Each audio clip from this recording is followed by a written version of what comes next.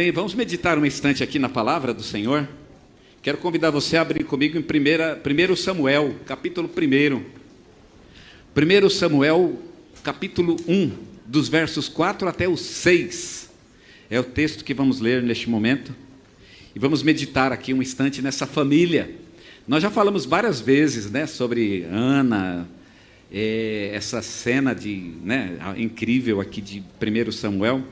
E quero mais uma vez compartilhar algumas coisas que o Senhor tem falado comigo na vida dessa mulher e dessa história que é contada aqui nos primeiros capítulos de 1 Samuel. 1 Samuel, capítulo 1, versículos 4 até o 6, diz assim a palavra: No dia em que Eucana oferecia o seu sacrifício, dava ele porções deste a Penina, sua mulher, e a todos os seus filhos e filhas. A Ana, porém, dava porção dupla, porque ele a amava ainda, mesmo que o Senhor a houvesse deixado estéril. A sua rival a provocava excessivamente para a irritar, porquanto o Senhor lhe havia cerrado a madre. Olha que coisa incrível nesse texto. Eu quero pensar um pouco com vocês a respeito desta história, a história dos primeiros capítulos do livro de 1 Samuel. A história de Ana, todo mundo conhece a história de Ana. Ela era uma mulher estéril, ela não podia ter filhos, mas o Senhor deu a ela um filho, Samuel, que aliás tem o nome deste livro, que não foi escrito por Samuel, diga-se de passagem, porque Samuel ele morre logo ali em meados, do início para o meio do livro, a gente sabe que Samuel morre. Mas essa história de Ana, ela acontece no meio de uma crise social muito grande. Israel está em guerra contra os filisteus. E naqueles dias, nos dias em que Ana estava grávida e que ela teve um filho, no meio dessa cena aconteceu uma guerra muito importante com os filisteus, que foi registrada no capítulo 4 de 1 Samuel. A gente pode até dizer que o autor de 1 Samuel, ele escreveu uma espécie de um drama. Não é um romance é mais uma coisa pessoal, Quando conta uma história de um grupo pequeno. Mas um drama é uma coisa que conta uma história um pouco maior, que fala de um povo, de uma situação, que tem um cenário maior. E aqui o autor de 1 Samuel, ele está contando a história desse cenário maior. Não é exatamente a história de Ana, e nem exatamente a história de Samuel. Na verdade, é a história desse período, é a história do próprio povo de Israel, no seu relacionamento com os filisteus. Se a gente pudesse pensar o que ele está querendo contar, eu responderia o seguinte: o autor de 1 Samuel, ele quer contar para a gente a história da guerra entre Israel e os filisteus. Esse é o grande tema desses primeiros capítulos. É uma história, portanto, de conflito, de luta. É uma história onde parece que Deus está meio irado contra todo mundo. Todo mundo é alvo de castigo, de punição. E é uma época muito, muito, muito difícil, realmente. E nós temos 3 personagens que se destacam nessa história, e eu quero falar um pouquinho sobre cada um deles. Os filisteus, Eli e Ana. Os filisteus, vocês sabem, são aquele povo contra quem Israel estava lutando. Eli era o sumo sacerdote daquele tempo. Todo mundo sabe, as pessoas já conhecem bem essa história. Eli era o sacerdote na época em que Ana teve o seu filho. E Eli, inclusive, teve uma participação na gravidez de Ana. Ana conversou com Eli. E ele, então, falou para ela coisas sobre Deus e teve um diálogo com ela que a confortou. E depois disso, então, ela engravidou juntamente com o seu marido. Esse é o Eli. E a própria Ana, que é uma espécie de heroína aqui dessa história. Eu quero começar, então, a falar sobre os filisteus. Os filisteus, eu queria mostrar os filisteus para vocês como sendo um modelo de pessoas que temem a Deus, mas que não tem nenhum relacionamento com ele. Eu acho engraçado o texto de Samuel, principalmente no início desse livro, que os filisteus, eles temem a Deus. Eles têm medo de Deus. Eles, de fato, eles acreditam em Deus, e inclusive têm medo de Deus. Mais ou menos como no mundo atualmente. O mundo, ele tem um certo temor de Deus. O mundo não se dobra diante de Deus. Aqui no Brasil, as pessoas não se dobram a Deus, não o reconhecem e não o obedecem, e não querem relacionamento com Ele, mas acreditam nele. E têm medo dele, inclusive. Fazem até algumas coisas por medo dele. No capítulo 4, os filisteus se ajuntam para lutar contra os israelitas. E os israelitas trouxeram a arca do concerto para o acampamento. Foi um grande erro, inclusive, que eles cometeram, né? Mas trouxeram a arca para o acampamento, para dar uma espécie de, né, uma sorte, não sei qual era a ideia deles, para que tivesse pelo menos uma sorte, no sentido místico da palavra, coisa que, inclusive, não deu certo. Mas o fato é que, quando eles trouxeram a arca, os filisteus eles ficaram com medo. Lá no capítulo 4, no versículo 8, os filisteus dizem: ai de nós. Olha que interessante, ai de nós. Quando eles viram que a arca estava no acampamento israelita, eles disseram: ai de nós. Quer dizer, eles tinham medo, eles sabiam que havia um poder, eles sabiam que tinha uma força operando no lado de Israel, eles sabiam que a arca representava essa força, eles inclusive disseram e verbalizaram este medo, quando disseram ai de nós, mas engraçado que esse medo não resolvia o problema deles. O medo não fazia com que eles, por exemplo, deixassem de lutar contra Deus. Se você tem medo de uma coisa e você não corre, os filisteus não correram. O medo de Deus fez aqui o efeito contrário. Porque eles ficaram com medo, eles acabaram se tornando guerreiros, inclusive mais fortes, mais poderosos. O medo, mais ou menos como acontece com um animal, né?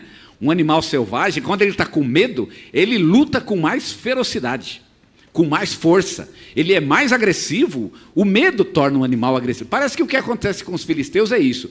O medo torna eles mais agressivos, e eles então vão com tudo para cima de Israel, e quem já leu essa história sabe que os filisteus vão ganhar essa batalha, e vão inclusive raptar a arca, e vão levar a arca para a sua terra. Uma grande desgraça para o povo de Israel. São animais, portanto, que pelo medo atacam com mais coragem. Foi o que aconteceu com Herodes. Lembra de Herodes? Herodes ficou com medo quando Jesus nasceu, porque ele sabia que haveria de nascer um rei. E por medo de Jesus, Herodes se tornou mais cruel. O medo não fez ele recuar, o medo fez ele atacar com mais força. E ele então matou as crianças lá da região de Belém, como a gente bem conhece. Herodes agiu por medo. Foi o que fez a sociedade romana diante do avanço da igreja. Quando a igreja começou a avançar e ganhar terreno, e começou a proclamar o evangelho neste mundo, a sociedade se voltou contra a igreja e começou a perseguir a igreja. E aí a sociedade tinha medo da igreja. E por medo, ela atacava com mais ferocidade. Foi o que fizeram com o próprio Jesus, que representava uma ameaça ao estilo de vida daquele povo, daquela sociedade. E por medo de Jesus, a sociedade judaica, principalmente os líderes judaicos, eles foram inclusive muito mais violentos, matando o próprio Jesus. Vejam, são pessoas que têm medo de Deus, e o medo, ao invés de fazer elas se curvarem, faz com que elas sejam inclusive mais ferozes. Há pessoas que têm medo de Deus, mas não querem relacionamento nenhum com Ele. Eu queria mostrar agora o lado de Eli. Eli era um sumo sacerdote. E para a gente entender bem essa história de Eli, a gente poderia ler o capítulo 2, o versículo 30, onde podemos ter um retrato deste homem, Eli. Diz assim: portanto, diz o Senhor Deus de Israel, e Deus vai falar sobre Eli: na verdade dissera eu que a tua casa e a casa de teu pai andariam diante de mim perpetuamente. Porém agora, diz o Senhor, longe de mim tal coisa, porque aos que me honram, honrarei, porém aos que me desprezam, serão desmerecidos. Quem me honra será honrado, disse Deus. Mas quem me despreza, eu vou desprezar também. E Deus está falando de Eli. Uma palavra dura contra Eli. Quem é esse Eli? Eli representa cristãos que têm um relacionamento com Deus, porque ele era um sacerdote de Deus, mas que não são transformados por Deus. Pessoas que realmente acreditam em Deus, têm até uma religião, até frequentam essa religião com uma certa regularidade, mas não são transformados por Deus. Eli tem uma profecia contra ele, porque lembra, tem a história de Samuel, não é? Samuel ouviu a voz de Deus, e Deus falou para Samuel o que iria fazer com a casa de Eli, e Eli tem, portanto, uma profecia de Deus contra ele. Quando Eli fala com Samuel, o que Deus falou para você? E Samuel ficou com medo, porque a palavra de Deus era muito dura contra Eli. E aí ele disse para Samuel, você vai me falar tudo, e não esconda nada. E aí Samuel, muito temeroso, ele disse tudo o que Deus tinha falado. Eli, Deus disse que você vai ser destruído, e que não vai sobrar ninguém da sua casa, todos vão morrer. E aí qual foi a resposta de Eli? A resposta de Eli, em 3,17 é o Senhor, faça o que bem lhe aprouver. Olha que resposta. Eli, você vai morrer e toda a sua casa vai morrer. E a resposta dele, ele é o Senhor, faça o que bem lhe aprouver. Quer dizer, ele é Deus, ele vai fazer o que ele quiser. Não teve no mínimo de bom senso. Se fosse eu, irmão, e olha que eu não sou tão inteligente como Eli, eu ia clamar por misericórdia. Deus, pelo amor de Deus, não faça isso não. Eu já para tudo, vou para o quarto, vou lá para a montanha, não sei para onde, vou jejuar, vou orar, vou fazer campanha, alguma coisa eu vou fazer, não é possível. Eli não, a ideia de Eli é essa, ele é o Senhor, que ele faça o que bem lhe aprouver. Pois é, foi exatamente o que aconteceu, Deus fez exatamente o que lhe aprouve. Deus destruiu a família de Eli. Eli representa pessoas, portanto, que temem a Deus, mas esse temor não é suficiente para provocar uma mudança de vida. Acredita em Deus, sim, de fato. Às vezes até lê a Bíblia, vem na igreja, gosta da igreja, mas parece que isso não consegue entrar na vida, e não há uma transformação real de vida. Este é o caso de Eli. Os filisteus têm medo de Deus, e não querem nada com Deus. Eli tem medo de Deus, ele até anda lá, tem a religião, mas não se deixa transformar por Deus. E Ana, eu quero falar sobre Ana. Ana entra exatamente nesse cenário, e no capítulo 1, ela é o terceiro personagem. São 3 personagens, os filisteus, Eli e Ana. E qual é o caso de Ana? Ana representa aqueles que têm um relacionamento com Deus, e que isso realmente é transformador para as suas vidas. E quando eu penso nos filisteus, e penso em Eli, Ana então se destaca como uma pessoa muito especial.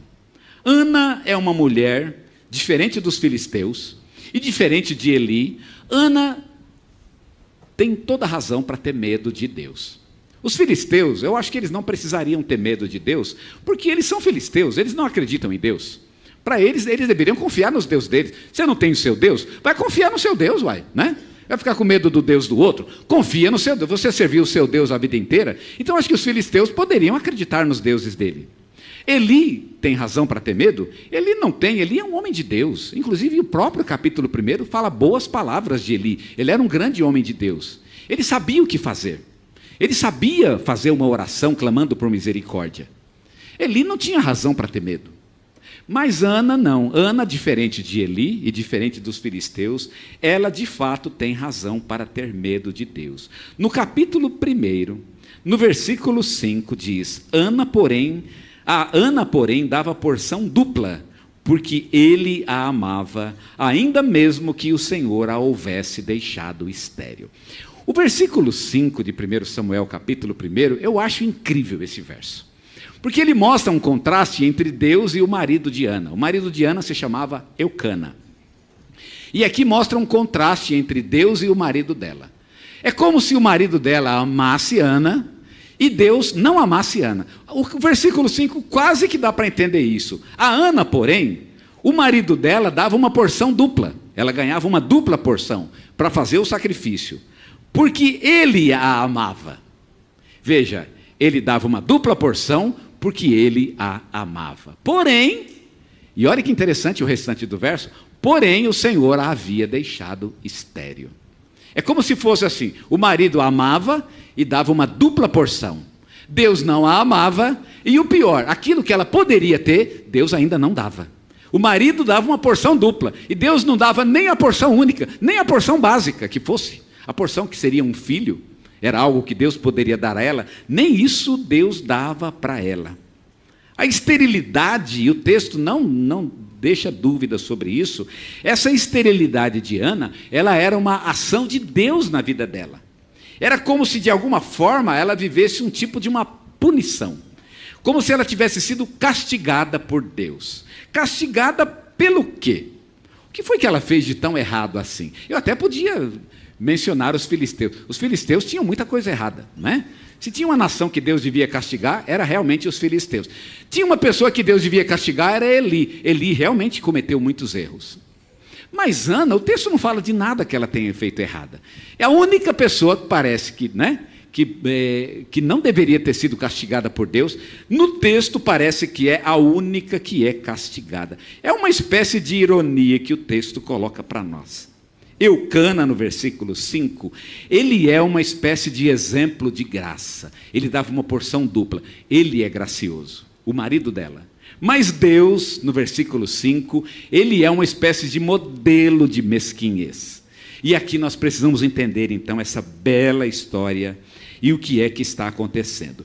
Não é que Deus seja mesquinho, mas sabe que havia um certo consenso na sociedade, não apenas no coração de Ana, mas na própria sociedade de Ana, havia um consenso de que realmente Deus não gostava dela. O versículo 6 diz: a sua rival a provocava excessivamente para a irritar, porquanto o Senhor lhe havia cerrado a madre. Veja que não é a Penina que diz isso, é o texto que diz isso. O Senhor, duas vezes, tinha dito isso no versículo 5 e falou no versículo 6, que Deus tinha feito ela estéril. É como se fosse uma obra realmente de Deus. Ela tem uma obra de Deus negativa na vida dela. E na sociedade havia um certo consenso de que, de alguma forma, aquela mulher era uma mulher amaldiçoada por Deus. É por esse argumento, por esse motivo, que o argumento de Penina era tão doloroso. Penina era a segunda esposa, né? A Ana era a primeira, Penina era a segunda esposa. E Penina, o argumento de Penina é doloroso exatamente por isso. Porque Penina, ela argumentava para aquilo que é o mais dolorido na vida de Ana. O argumento de Penina era: Deus não gosta de você. E parece que Ana não tinha como contradizer isso. Como é triste pensar nisso. Imagina alguém dizer isso para você: Deus não gosta de você. E você não tem como dizer o contrário. Você gostaria de mostrar algo, mas você não tem nada para... É como se realmente aquilo que eu gostaria que Deus fizesse na minha vida, isso realmente não acontece. Ana, portanto, ela é o exemplo aqui de uma pessoa que parecia ser castigada por Deus. Mas é ainda pior, porque provavelmente Ana não fez nada errado, nada que merecesse aquele castigo. Diferente de Eli, que tinha feito coisa errada. Eli realmente devia. Eli, eu não acho que Eli era um homem ruim, mas Eli é mais do que parece de fato. Ele tem um grande poder, uma autoridade, mas se você cavucar um pouquinho, você vai ver que Eli não é grande coisa. Ele tem mais aparência do que outra coisa. Não é? É só uma fachada. Eli, parece que o coração dele não é muito sincero com Deus. Ele tem algum problema, tanto que foi rejeitado por Deus. Eli sim, Eli fez coisas erradas. Os filisteus eram ímpios, e nós sabemos, e nós sabemos. Mas e Ana? O errado Eli e os ímpios filisteus mereciam o castigo de Deus. Ana não merecia, pelo menos é o que o texto faz a gente pensar. Enquanto isso, a coitada da Ana recebia um castigo por uma coisa que nem ela mesma sabia por quê. Parece que Deus está lançando em cima de Ana uma ira que ele deveria lançar contra Eli e contra os filisteus. Eli já está há 40 anos já como homem de Deus, ele está com a vida estabilizada, era só partir para o abraço. Os filisteus são ímpios e tudo mais, mas vão ganhar a guerra. No capítulo 4, quem ganha a guerra? Os filisteus. E os filisteus só se deram mal porque foram burros, levaram a arca para a terra deles. Se eles não tivessem levado a arca para a terra deles, muito provavelmente ia ficar tudo certinho. Eles iam voltar para casa, ia comer, ia beber, ia aproveitar o despojo de guerra. Não ia acontecer nada, mas levaram a arca, exageraram, e aí se deram mal. Mas eles iam ganhar a guerra. Quer dizer, Deus, eles que são ímpios, têm o apoio de Deus. É essa a ideia que o texto dá a entender para a gente. Ironicamente, vejam, Eli tem motivos, né? Tem motivos realmente para ser castigado por Deus. Nós poderíamos dizer então que Ana, ela é a única pessoa que realmente tem motivo para se revoltar contra Deus. A única pessoa. O único personagem dessa história que eu dou realmente uma razão, ele realmente tem motivo para ficar revoltado, é a Ana. Porque realmente ela recebia um castigo que nem ela mesma saberia por quê. Mas, ironicamente, e agora que tem o suprassumo dessa história, ironicamente, Ana é a única pessoa que não se revolta contra Deus. É a única pessoa que se humilha. É a única pessoa que confessa uma fraqueza. É a única pessoa que clama por misericórdia. Nem os filisteus e nem Eli clamam misericórdia. Todos estão debaixo da punição de Deus. Mas Ana, a única que teria razão de ficar revoltada, é a única que clama por misericórdia. É a única que vai a Deus, que o busca. A única. Agora eu sei por que Ana não respondeu Penina, quando Penina a ofendia, dizendo: você não tem filho porque Deus não gosta de você.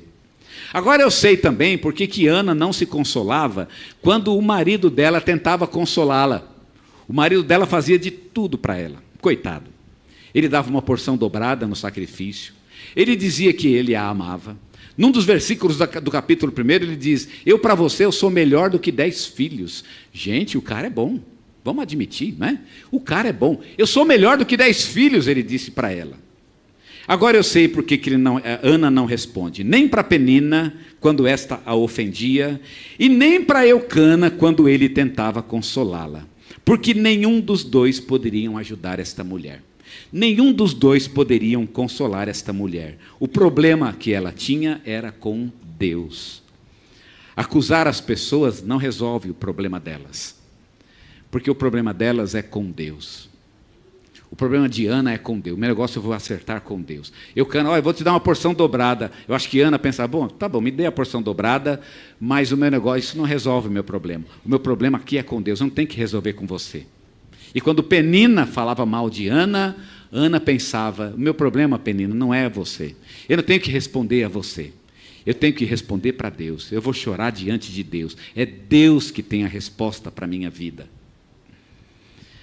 O problema não é, irmãos, a dificuldade que a gente enfrenta, a luta pela qual a gente passa, não é a coronavírus como a gente viveu, não é crise política, não é fome mundial, não é a corrupção. O problema não é minha família, os problemas que minha família enfrentam, o problema sempre sou eu. E o meu relacionamento pessoal com Deus. Essa é a ideia de Ana. O problema é entre eu e Deus. Eu tenho que resolver isso com Deus. Pode ver que quando Ana teve filho, eu estava até conversando esses dias com alguém aqui da igreja. Quando ela teve um filho, qual foi a primeira coisa que ela fez? Ela dedicou ao Senhor. E ela entregou na mão de Eli e o menino foi embora. Quer dizer, ela chorou tanto por um filho e quando o filho vem, ela simplesmente entrega o filho. Ela não queria nem tanto o filho, não é nem tanto isso. A presença de um filho, o amor que ela daria, o amor diário por um filho, não era nem tanto isso que ela queria. Ela queria uma prova de que Deus a amava, de que Deus estava com ela. E uma vez que Samuel nasceu, ficou provado: eu não sou uma mulher amaldiçoada, Deus me ama, eu posso até entregar esse filho na mão dele, porque agora eu sei, Deus também me ama. Ela tinha uma prova disso. O problema sou eu. O problema sempre é o meu relacionamento com Deus. Nós sempre ficamos procurando um culpado, para que ele possa assumir um lugar que é só meu. Eu sou o culpado, a culpa é minha. E eu tenho que resolver os meus problemas com Deus. Se eu conseguir resolver o meu problema com Deus, então eu terei encontrado a solução para a vida da minha família. Eu terei encontrado a solução para a minha sociedade. Começa em mim, de fato. E essa é a perspectiva de Ana. E eu quero que você pense nisso. Ana podia ter recebido a palavra das pessoas. Ela poderia ter julgado Deus. Por que Deus não mata filisteu? Deus vai castigar logo eu, que não mereço. Mas ela pensou: não, eu tenho que acertar minha situação. Os filisteus vão encontrar o deles ainda. Eli ainda vai encontrar o dele. O que importa sou eu. Eu quero me acertar diante de Deus. Eu preciso consertar o meu coração na presença do Senhor. A transformação é minha e eu não posso atribuir ao outro uma transformação que só pode acontecer na minha vida. Ana foi uma mulher muito abençoada. Parecia que ela era amaldiçoada por Deus, mas enfim, Deus a amava. Ela só precisava fazer aquilo que nem os filisteus e nem Eli fizeram. Clamaram por misericórdia, nenhum deles clamaram. Ana clamou. E foi a única que alcançou misericórdia.